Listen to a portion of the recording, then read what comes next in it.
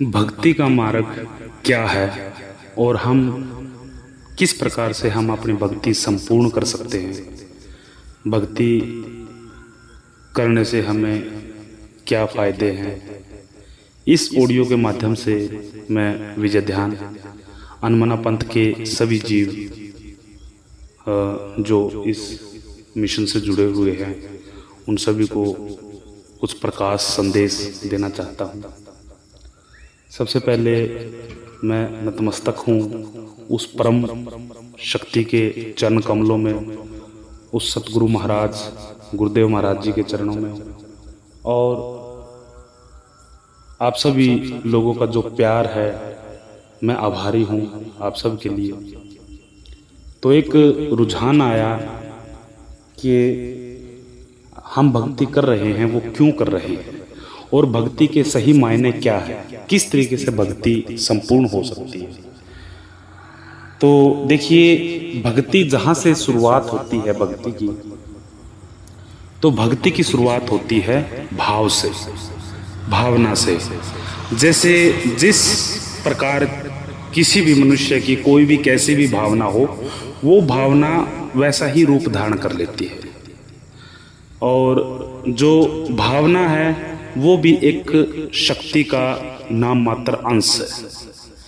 इस विराट अस्तित्व में सभी प्रकार की मतलब जो भावनाएं हैं, सभी प्रकार के जो तत्व हैं, सभी प्रकार की जो विचार हैं और चक्कर हैं शरीर के या पेड़ पौधे हैं, मतलब सारा ही जो हम जहाँ तक हम नहीं सोच सकते वो सारा का सारा प्रकृति के अंडर में ही आता है। ये प्रकृति ही इस ब्रह्मांड का, इस सृष्टि का संचालन कर रही है। तो ये जो भावना है, जो भाव है, वो भी हमें प्रकृति की ही देन है, प्रकृति से ही मिलता है।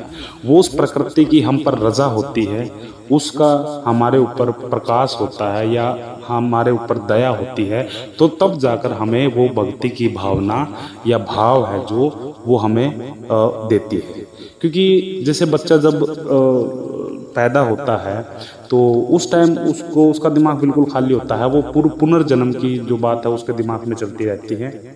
लेकिन जैसे जैसे वो बड़ा होता है तो बड़े होने के साथ साथ ये प्रकृति उसको विचार देने शुरू कर देती है, जिससे उसके कर्मदंड बनते हैं।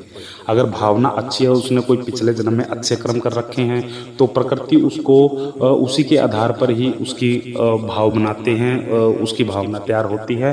अगर कोई दुष्कर्म पीछे उसने कर रखे हैं पिछले जन्म में, तो उन्हीं के आधार पर उनका वो विचार देती है, और जो हमारा उनका मस्तिष्क है, जो हमारा मस्तिष्क है, वो उन्हीं के आधार पर ही फिर काम करने लग जाता है। अब एक बात थोड़ा सा मैं इस टॉपिक पे लेके चलूँगा।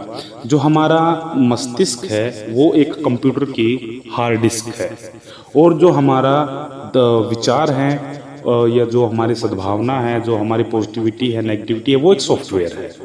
तो जब हार्ड डिस्क में कोई सॉफ्टवेयर अपडेट करते हैं, डालते हैं या मतलब रन करते हैं उसको, तब जाके वो हार्ड डिस्क काम करती है।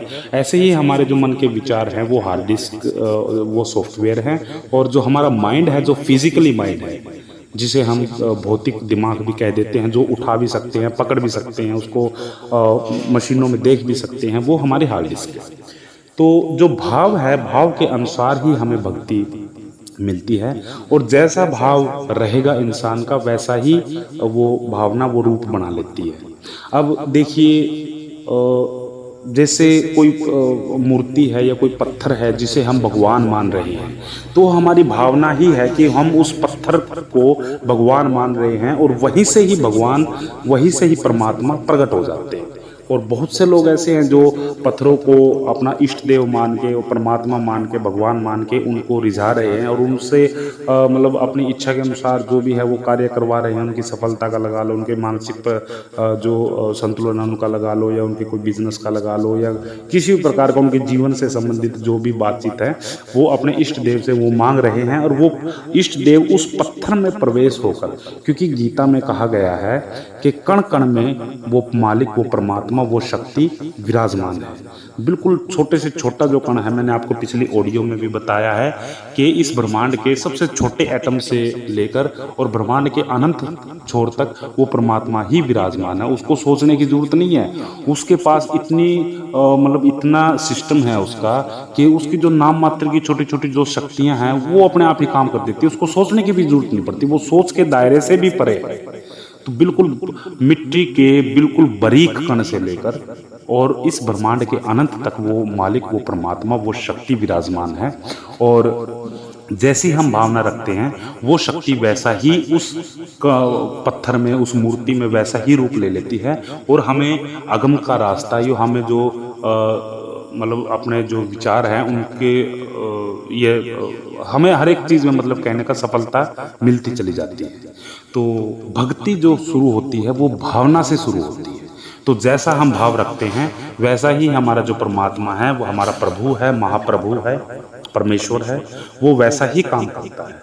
अब जैसे हम विरमती कन्या शक्ति को हम मान रहे हैं, अगर विरमती कन्या शक्ति को हम छोटे से छोटे कण से लेकर और मंदिरों तक हम जहाँ तक भी हम विचार करें उन अपनी भावना के अनुसार, वहीं पर सभी जगह विरमती है। हर एक जगह ही विरमती, हम विरमती कन्या शक्ति को मान रहे हैं। इस मिशन में हम अनमना पंथ में विरमती कन्या शक्ति की हम पूजा कर रहे हैं। और हमें उस भावना के आधार पर विरमती कन्या शक्ति बहुत कुछ दे रही है। और बहुत से लोग ऐसे हैं जिनको सुबह शाम जोत बत्ती भी करते हैं, व्रत भी रखते हैं, लेकिन उनको फिर भी नहीं कुछ मिल पा रहा। वो ऐसा क्यों है? क्योंकि उनकी भावना गलत रास्ते पर जा रही है। अगर हम भावना, एक छोटी सी बात लगा के चलें कि कोई मंदिर है, कोई जैसे आपके घर में कोई मंदिर है, अगर मंदिर के फूलों में भी हम विरमती देखें तो वहाँ पर भी विरमती कन्या शक्ति है। क्योंकि वो हमारी भावना के आधार पर काम करती है।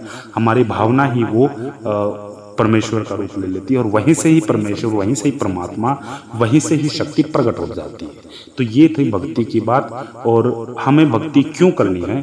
क्योंकि वो शक्ति, अगर हम भावना अच्छी लेके चल रहे हैं और सकारात्मक भावना है, सद्भावना है हमारे अंदर, हमारा भाव उस मालिक के प्रति, उस परम शक्ति के प्रति जिसने इस ब्रह्मांड को रचा है, इस ब्रह्मांड का जो संचालन कर रही है, हमारे ऊपर अगर वो रजा कर देती है तो हमें जो लक्ष्य राशि का जो रास्ता है, जो जन्म मरण का रास्ता है, जो दुख संकट का रास्ता है, उससे हमारा निपटारा हो जाता है। ये प्रकृति रजा कर देती है तो हमें वो लक्ष्य राशि से बाहर कर देती है, या हमारे कर्मदंड, जो पुनर्जन्म के कर्मदंड है, वो भी काट देती है और एक अच्छा रास्ता हमें दे देती है। जैसे हमारी नेगेटिविटी है, पॉजिटिविटी है, शक्ति में दोनों ही चीज़ें, इस प्रकृति में दोनों ही चीज़ है, नेगेटिविटी भी है और पॉजिटिविटी भी है। तो अगर पॉजिटिव वे हम लेके चलते हैं तो शक्ति वैसा ही काम करती है। और अगर हम जैसे सद्भावना, अच्छी भावना के साथ में उस मालिक का गुणगान करते हैं, उस मालिक को हर एक जगह नज़र करते हैं कि वो हर एक जगह हमें दिखाई दे रहा है, कि जैसे बड़े बड़े संतों को आपने देखा होगा, टीवी पे भी देखा होगा, आपने पढ़ा भी होगा कि उनको हर एक चीज़ में, हर एक जीव में, हर एक पेड़ पौधों में, इस संसार की जो भौतिक चीज़ थी, हर एक जगह पर उन्होंने उस परमात्मा का दीदार किया है, उस परमात्मा का दर्शन किया है। तो तभी जाकर वो इस प्रकृति से बाहर निकले हैं। प्रकृति खुद रजा करती है। कोई भी गुरु या कोई भी मतलब संत महात्मा है जो विरला है, वो ही निकाल सकता है, या फिर खुद प्रकृति रजा करे तो उसको लक्ष्य राशि से बाहर कर सकती है। तो इसी ये भक्ति के मायने हैं। तो भक्ति इस वजह से हम करते हैं, ना ही कोई अपना इसमें स्वार्थ होता। मैंने पहले बताया आपको, अगर हम भक्ति अपने स्वार्थ के लिए करते हैं तो वो भक्ति नहीं है, वो भक्ति नहीं है, वो हमारा सिर्फ स्वार्थ है। और उस स्वार्थ का जो हमें फल है वो हमें भोगना पड़ता है। ऐसा ही प्रतिफल हमें शक्ति देती है। तो आज दो बातें मैंने आपको बताई, एक तो भक्ति क्या है और भक्ति हम क्यों करते हैं। तो सभी मेरी अनमना पंथ के जो जितने भी जीव हैं, सभी से मेरी प्रार्थना है कि इन बातों को आप समझें और अपने जीवन में उतारें। उस परम शक्ति को जहाँ पर भी आपकी नज़र जाए, जहाँ पर भी आपके विचार जाए, तो उस प्रकृति को, उस शक्ति को, उस परम नियंता को, महान विरमती कन्या शक्ति को चारों तरफ देखें। तो मैं गारंटी के साथ आपके साथ दावा कर सकता हूँ कि आपका हर एक शब्द बिल्कुल अमूल्य रहेगा और आपका मतलब जो सौभाग्य है वो इतना प्रफुल्लित होगा कि आप इन बातों को सोच भी नहीं सकते। आप सभी को आज के लिए, आप सभी के लिए इतना ही। तो सभी को मेरी तरफ से जय शक्ति की।